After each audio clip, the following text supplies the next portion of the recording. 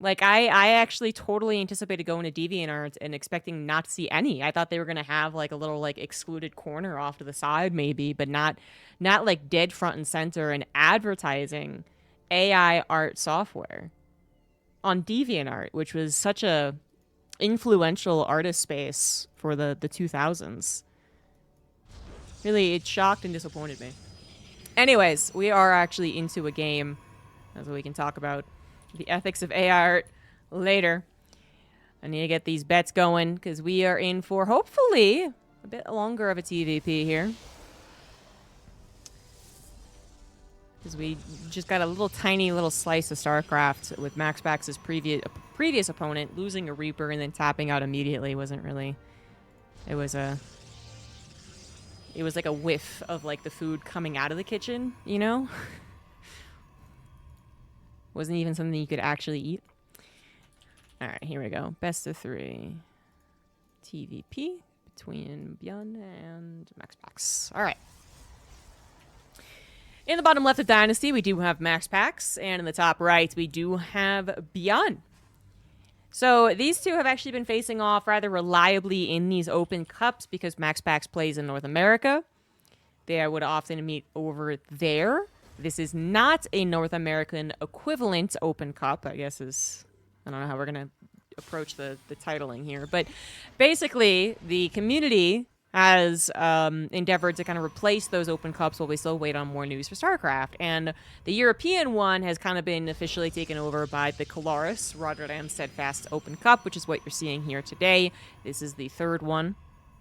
Later tonight, there is also the Ursasaurus Cup that has kind of officially replaced the North American time slot. Wardy has taken the Korean time slots earlier today or yesterday, whatever it was. And then there was also other ambitions to like further develop open cups across the community too. So anyways, just wanted to talk about that because this is actually the European more so one. It doesn't have that same region restriction that the ESL Open Cups did, where because it's in the Europe time slot, it also was like the European region default. So there was kind of a double whammy as to why Koreans would very rarely ever sign up for it. There was the time at which European tournaments happen, which for Koreans is like, it starts at like 2 a.m. It is an incredibly terrible hour. And then there was the server, which Korea to Europe is notoriously difficult. But I guess because this changed it so that you can and you will be forced to play on the most fair server between you, I guess that was enough to kind of tip it over and at least have Byun, who really is an online game grinder, to actually play in them. So they're facing each other even more often now, basically. This is the TLDR of what I was just talking about. The TLDR got us here, which is the Factory Expand Hellion opener. So, perfectly timed. And the Adept is going to see not actually that the factory is being reactored still, which is a little disappointing. It's not going to grab that Reaper either, and the Reaper can be instrumental to this type of push. As we know, it can cause that grenade to blow the units out of the wall, and then suddenly the Hellions do maximum damage. But, twist! Not really necessary in this game, as MaxPax went for a very dangerous opener behind the gold Nexus with the Rich Vespian, leaving no wall whatsoever into the main base, although technically his natural is safe to a degree. But it looks like with the Oracle popping out and Byun apprehension, maybe? I'm actually a little surprised he didn't force the issue there.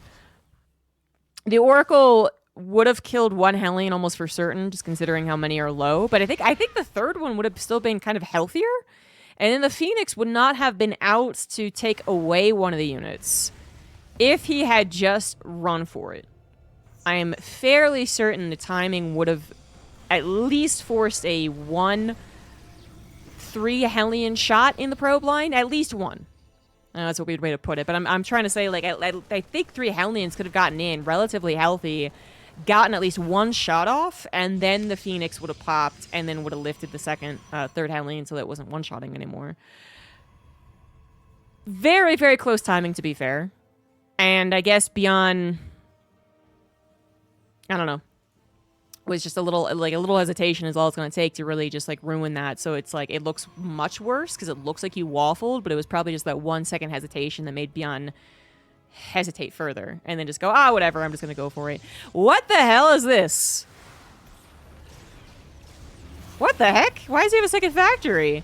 Well, it doesn't matter because it looks like he's going to die anyway. I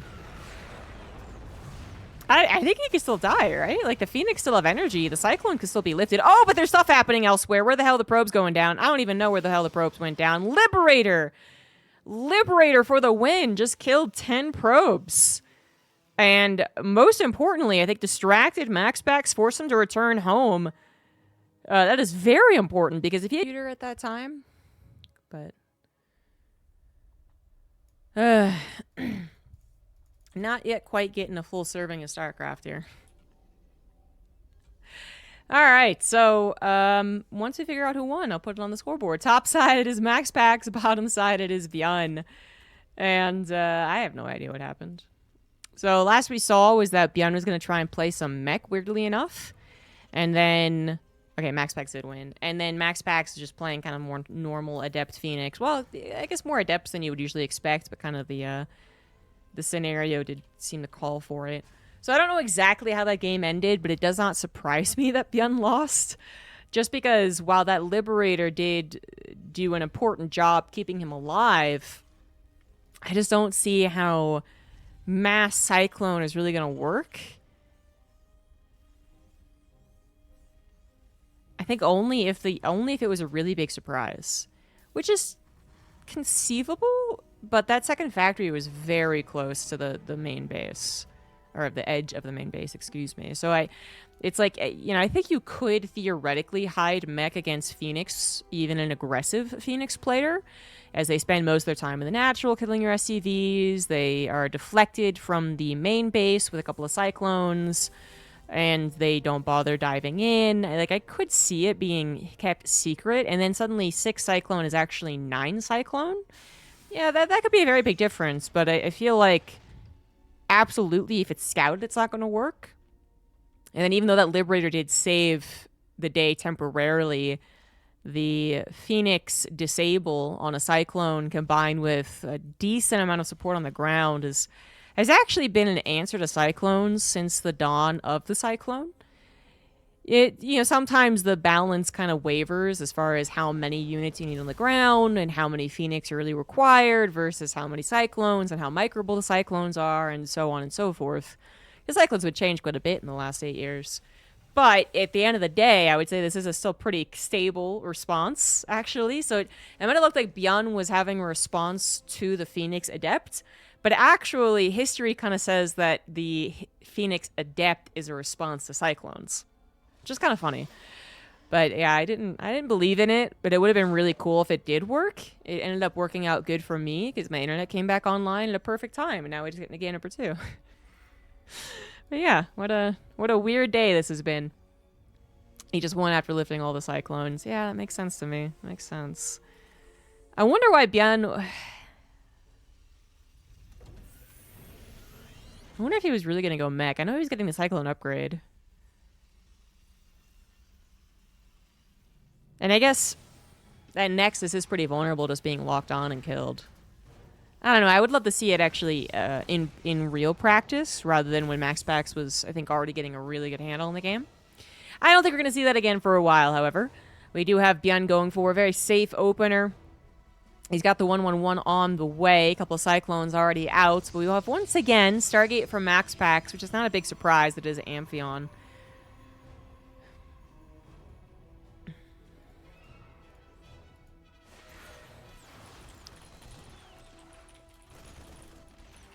And now we have Byun doing a little bit of a push out, which catching 1 Adept already is pretty nice. Byun is going to continue rallying forward, even though this medevac, could be in danger to the Phoenix. If it just manages to avoid the Phoenix, it can obviously be a big benefit. And the Phoenix aren't going to be able to dive on that medevac in the low number that they will be right now. And then just the modest amount of anti-air from Byun will kind of overpower an early game Protoss, and that's what's scary about going into Phoenix, is that there's certainly a skill to them,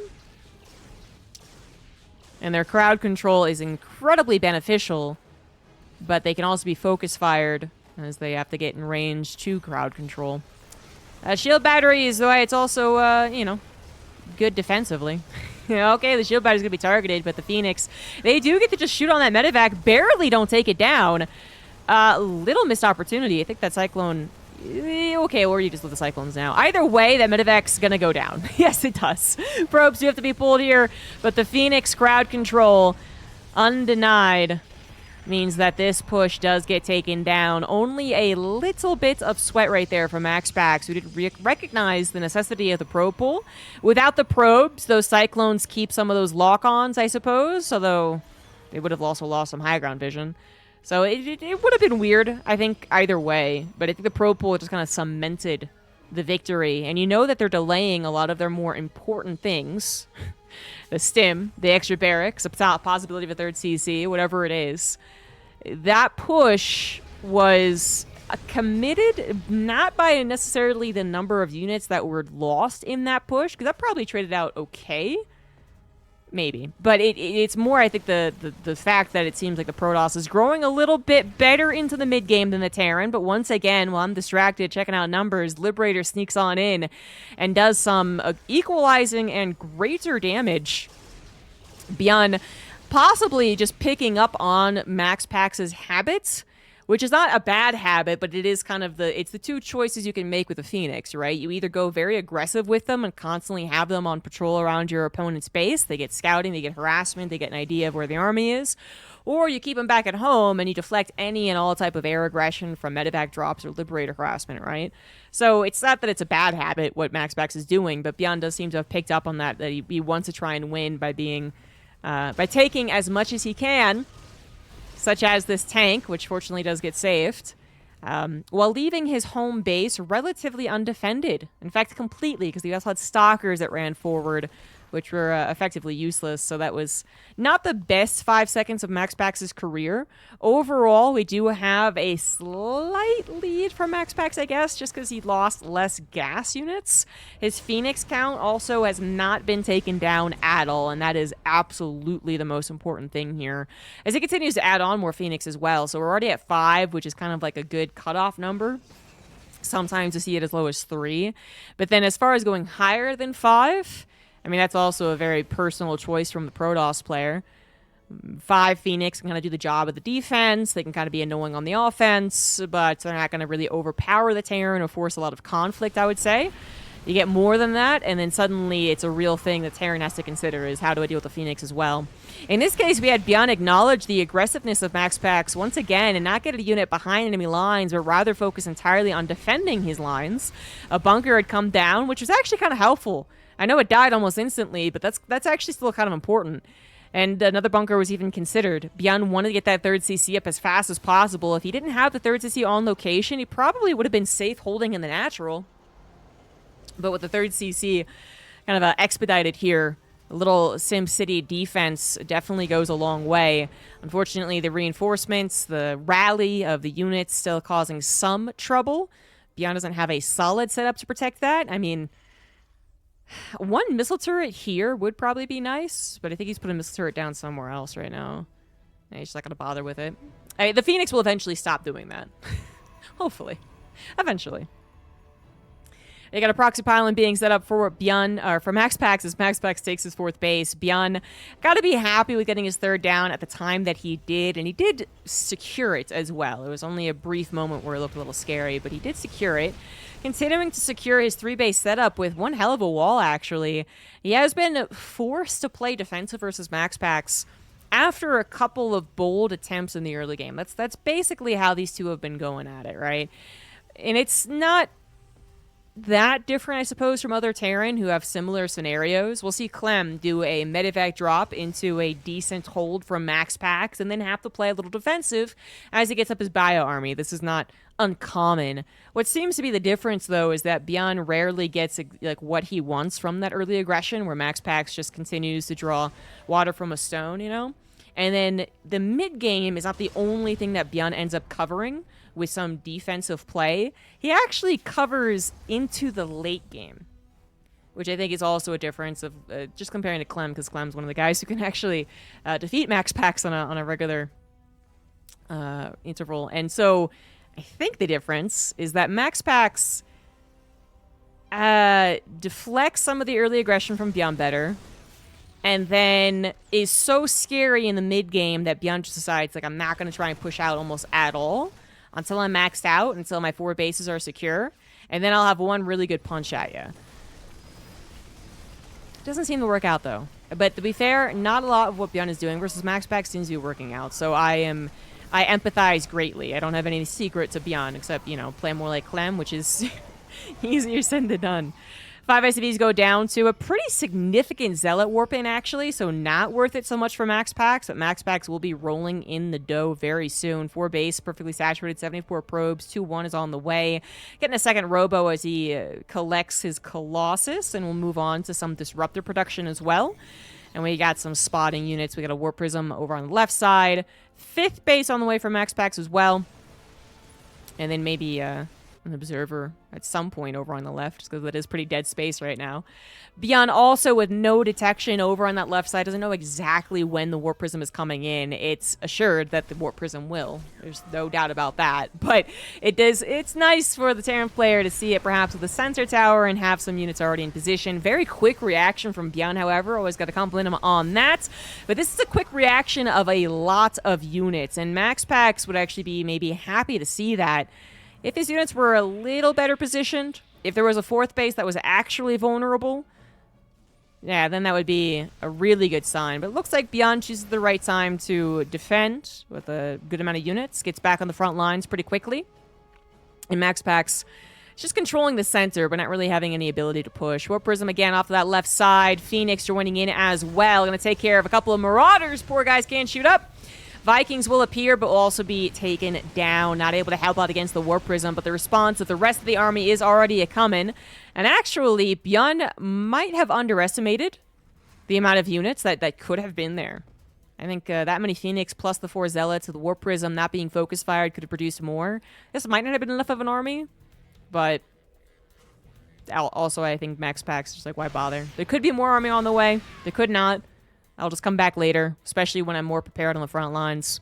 That 4th base coming down in the middle is going to be able to turn into a planetary, but this is also going to be right up close to MaxPax's army and his own base, which is a blessing and a curse. You know, the blessing is that if perhaps Byun wins this engagement, MaxPax will not have a lot of time to buy. He will almost immediately lose this 5th base. His 4th might be under pressure. It could be in trouble, but of course the curse is that the Protoss player has really positioned themselves to be the aggressor, to make those choices to attack, and he just made it even closer to do so. So that's always the slightly difficult part.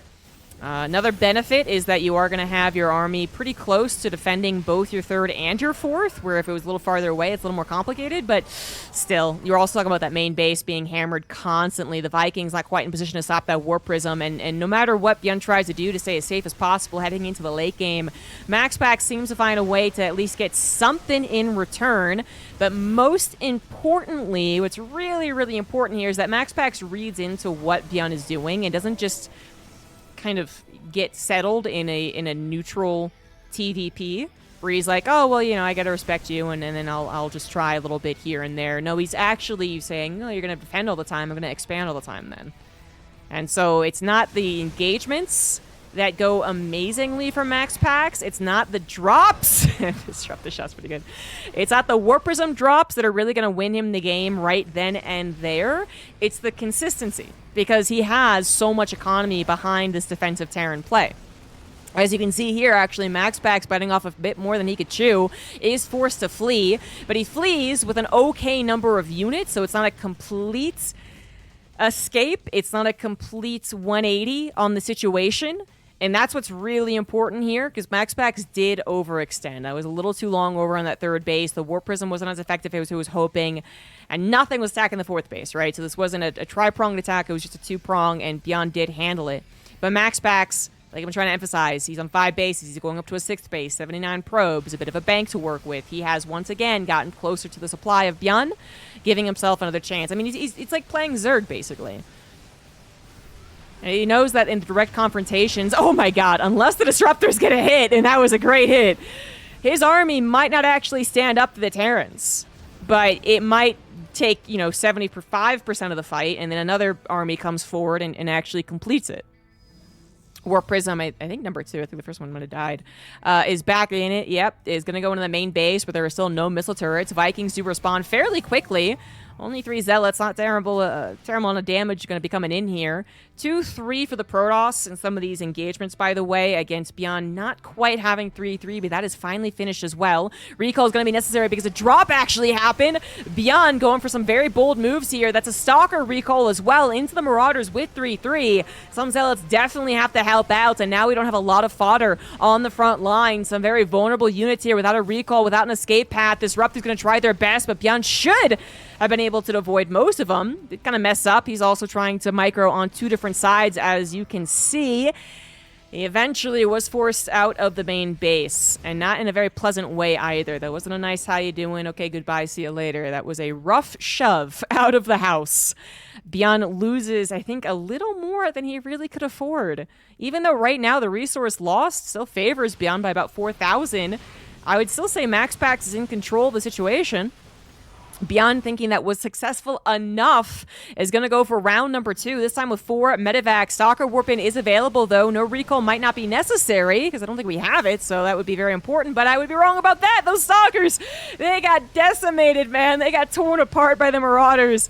Even the medevac he was trying to focus fire did not go down, and MaxPax is now actually struggling. This has finally pried open a real possibility of victory for Byun. The drop in the main base being mishandled, combined with the front line no longer having that buffer, only Disruptors trying to make it versus the Terran army, which, to be fair, isn't really a usual Terran army. It is mostly Vikings at this point, but Byun still managing to find some type of 2-pronged attack, is finding some good damage. 10 probes, 10 SCVs go down as well. I guess another Zealot run by, and things do get a little chaotic, but as we actually clear the dust here, it seems like this is okay for both sides. Again, perhaps favorable to Byun, who still has a resource loss lead and actually increased it. It's about 5,000 now. But, to actually cut the head off the snake is usually the most difficult part. MaxPax is just so freaking resilient. And Byun, eventually, it seems like he gets a little too gung-ho, he gets a little too impatient, like whatever it is, he does seem to go after these Disruptors, and then eventually gets disrupted. I did not make my point fast enough, because that's exactly what happened. This is exactly what happens between these two. Eventually, MaxPax isn't necessarily ahead, but he forces so many engagements. He forces such a long game. He forces so many close but not quite engagements. The Terran player eventually is like, well, no, like I should be going for it. I should be able to do this. Like, my army's good. Your army's actually more fragile than people expect. You know, let's go. And then the Disruptors get hits. And it's just so frustrating, too, because it felt like in this game there was so much going on. The Disruptor count wouldn't have been that high, but 6 Disruptors ended up being the ticket. 3 more still left over. Make that about to be 2, maybe even 1. But a command center did fall, so maybe worth that loss of the Disruptor. At the same time, Vikings trying to kill a bunch of probes. You're going to have to deal with some DTs, which I guess they're pretty good at once the scan comes down. Yeah, okay, fair enough. But MaxPax does have some more warp-ins. His economy is still stable on 77 probes for almost 5 bases back again. To be fair, all of them are running out of minerals. But that is kind of the important thing, is that all of them are running out of minerals. So Byun also not able to remax.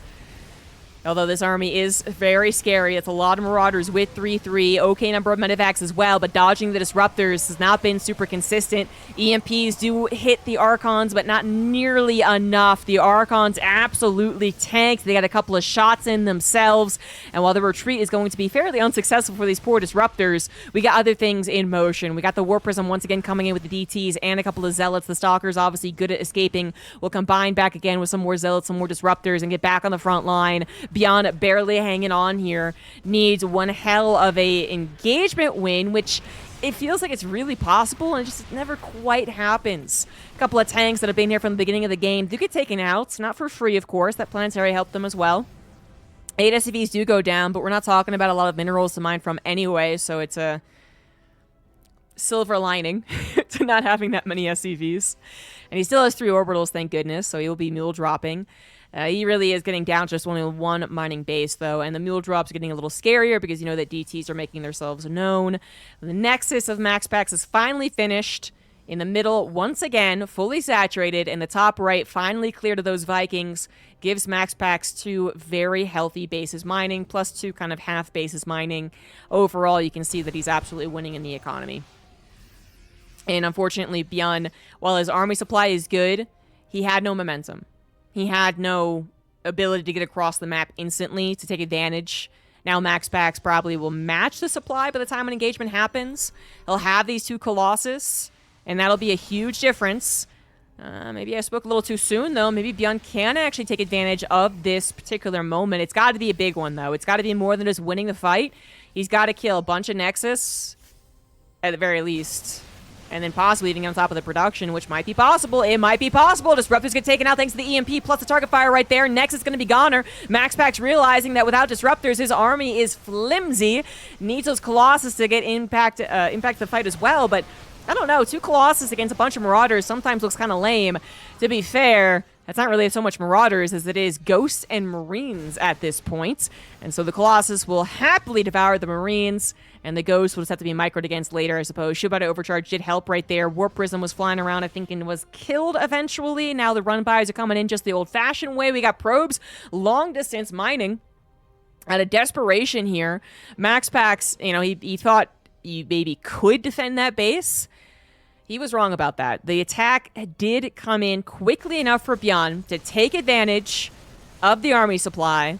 If he had dawdled for 30 extra seconds, a shield body overcharge with 2 Colossus hitting this choke, which is not that small, but still, probably would have been a huge difference. Now he is without those Disruptors, and no shield battery over on this side as well, but now with 3 Colossus, against, again, not the most Marauders. Okay, here come a lot more, though. And Ghosts are pretty tanky, too, to be honest.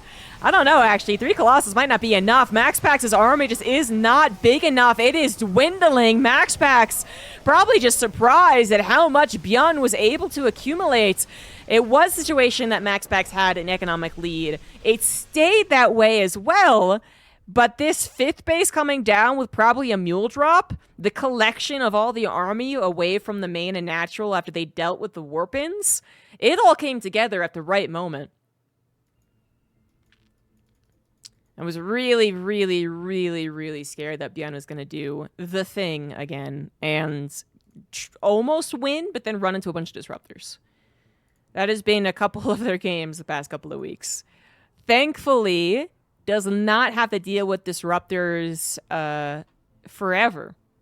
He did actually manage to cut them down to a reasonable size so that he could focus fire them. When it's 6 Disruptors, you just can't really kill them all before they all shoot. But with 2, easy. So that means that we're tied up 1-1. So on the top left, we do have MaxPax, who won the first game, which I dropped out of, by defeating a possible mech game from Byun. And on the bottom right, we do have Byun, who was able to get that last 10% in a game versus MaxPax. That really just seems to be what's missing. It's not the best Byun you'll ever see, him being more on the defense, doing his one early game push, then just turtling to maxed out. That's not usually what we think of Byun, but it does work. It's just that he's done it, and then that last 10%, the actual winning against MaxPax despite being in a good position, it doesn't happen as often as Byun would like, or Byun fans would like. There's always that one Disruptor that gets the shot off. There's always the plural Disruptors that cause too much crowd control, so that when Byun has a 40 army supply lead and has a nice arc on top of an army that is very flimsy, he still has to pull back armies, you know, to dodge away from the Disruptors. And that adds a lot as well. And so MaxPax, I mean, I'm not going to blame his lack of Disruptors entirely for the loss, because I think there is definitely other things that could have helped. But it was certainly a contributing factor. It was kind of the snowball as well. Like, he lost the 2 Disruptors on the front line, clearly couldn't hold the base, and then it was just a numbers game at the end. But yeah, that's usually what's missing. And now Byun can really change things up in Game 3. It's going to go for a proxy rack. It's not just a simple one. Single, simple, not actually that intimidating. But it is backed up by a second barracks, and that's what's really the scarier part about it. It's like, it's not an all-in, obviously. It's not a cheese, even. I don't know. Maybe it is a cheese. Maybe cheese is a fine word for it, but it's definitely not, like, Oh, that's what he's doing. Oh, okay, my bad. All right, never mind. All right, so only one gas here. This makes more sense. I was like, a couple of Reapers in the early game, one's faster than the other. No, of course not. He's not doing that. He is going to go for something that's very dedicated. He is going to go for something that is going to be a push. And what's really tricky about this is that MaxPax has no idea, right? Because that first barracks came down at a totally normal time. His probe was then pushed away by a Marine that pops out faster than Reaper ever would. It also did not get into the main base to even scout the gases. Not that that would have necessarily been a tell anyway, because there's only one. And it really would have looked like a one-racks expand until you saw, like, the second and the third Marine. And then there's a second supply depot, and there's no command center, and you're like, what the hell's going on? But the probe had to leave. So this Adept is the actual scouts on the build. It's going to go, oh, shit, there's no command center. Although Byun does go for high ground command centers quite a bit. Oh, this actually plays in really well to Byun's typical style. Oh, yeah, he has no idea. But even if that was a scout, I mean, how much time does he have to respond to this? Just 1 or 2 seconds more than just simply having it appear in front of your face? Not going to help that much. This is possibly the series-winning move here from Byun. He does go pretty dedicated. As you can see, not all in. A command center is on the way, but it does need to do damage, and damage it is doing. MaxPax desperately holding on to the pylon that powers the gateway, that provides his shield battery. We'll have to pull the probes to deal with this. 10 probes go down, but it does save the overall game. That was still a lot of damage. That's still a lot of damage currently. Present tense. This is still actually very concerning. No overcharge available. Oh my god, no overcharge available. That was 2 seconds away from it. Oh my god. Oh my god. Oh my god. MaxPax is going to lose. MaxPax is dead. Well, that's how you win a series, ladies and gentlemen. That's how you do it. That's how you win a good old macro game. And then you go into a cheese. MaxPax, he should know that this is basically unrecoverable. If he had not lost the additional set of units that he did, like if that shield battery overcharge was available, I don't know if it's unrecoverable. It's hard, but with the second wave and now this is the third engagement, MaxPax is pretty dead. Because Byun is going to be able to research Stim over here by the looks of things. He will have his command center back at home. He will have production back at home. So, like, worst case scenario, he builds a bunker to hold against the last desperate all-in. And that is that. MaxPax probably very frustrated not being able to figure this out from the get-go, first of all. Although, again, I do think it would be very difficult to figure out because Byun does so often go for high-ground command centers. But then also some, definitely some missed micro. And then, man, like 3 seconds on the shield battery overcharge as well. That's brutal. Byun with a little bit of an upset. A little bit. It's not that Byun can't beat MaxPax. It's just that it does seem to be MaxPax favored. Let's check exactly what that was recently. Oh my god. Yeah, of course. Okay. Byun was on a 1, 2, 3, 4, 5 series loss streak, of which 3 of them were complete shutouts. So, yeah, that's a bit of an upset right there. And what a time to do it in the semifinals of the Open Cup, meaning Byun will advance to the finals.